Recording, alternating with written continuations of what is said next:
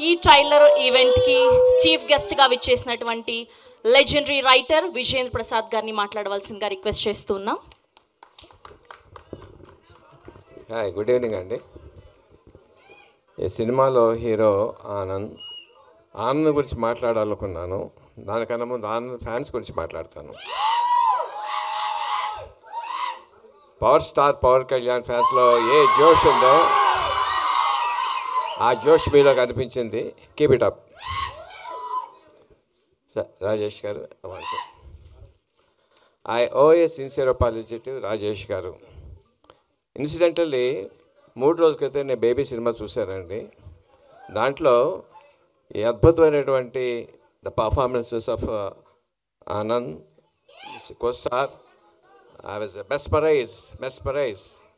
ఏం అద్భుతంగా స్క్రిప్ట్ రాశారో, ఏం అద్భుతంగా పర్ఫార్మెన్స్ తీసుకున్నారు. I sincerely owe my apology, appreciation. God bless you. Uday నా దగ్గర పనిచేశాడండి. I know his talent. మంచి కామెడీ టైం ఉంది, సిన్సియారిటీ ఉంది, ఇంటిగ్రిటీ ఉంది, ఆనెస్ట్ ఉంది. I'm sure this going to be big hit. And my sincere కోస్టార్స్కి మీ అందరికీ కూడా మై సిన్సియర్ గుడ్ విషెస్. ఈ cinema Gam gum Ganesh title కదా.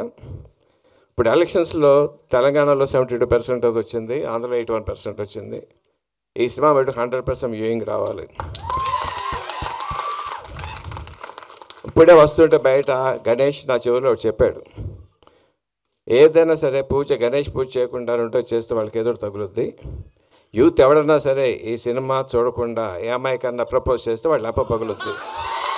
All the best. Hi, good evening అండి.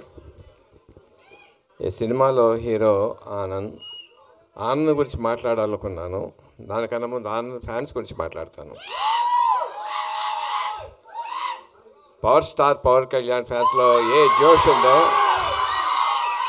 ఆ జోష్ మీలో కనిపించింది. Keep it up. Sir Rajesh గారు, I owe a sincere apology to Rajesh గారు. ఇన్సిడెంటల్లీ 3 రోజుల క్రితం నేను బేబీ సినిమా చూశానండి.